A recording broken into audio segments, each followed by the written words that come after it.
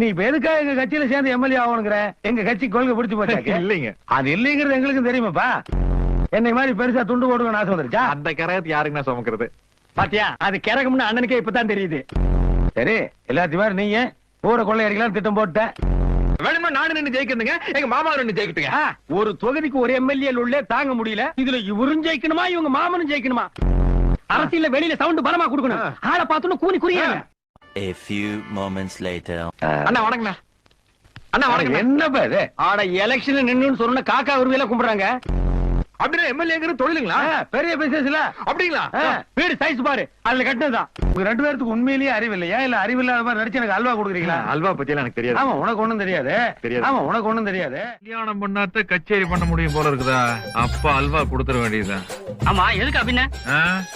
அல்வால கலகறதுக்கு தான். அல்வாங்க. ஒவ்வொருத்தர் பிறந்த நாளைக்கு சாக்லேட் கொடுப்பாங்க, கேக் கொடுப்பாங்க. நீங்க அல்வா தரீங்க. மத்தவங்கள பத்தி எனக்கு தெரியாதுங்க. நான் எப்பவுமே எல்லாருக்கும் அல்வா கொடுக்கறதாங்க பழக்கம். ஏன் இல்ல அறிவு இல்லாத மாதிரி நடிச்சு எனக்கு அல்வா கொடுக்குறீங்களா? அல்வா பத்தி எல்லாம் எனக்கு தெரியாது. ஆமா, உனக்கு ஒண்ணும் தெரியாது. தெரியாது. ஆமா, உனக்கு ஒண்ணும் தெரியாது. DJ Alakara.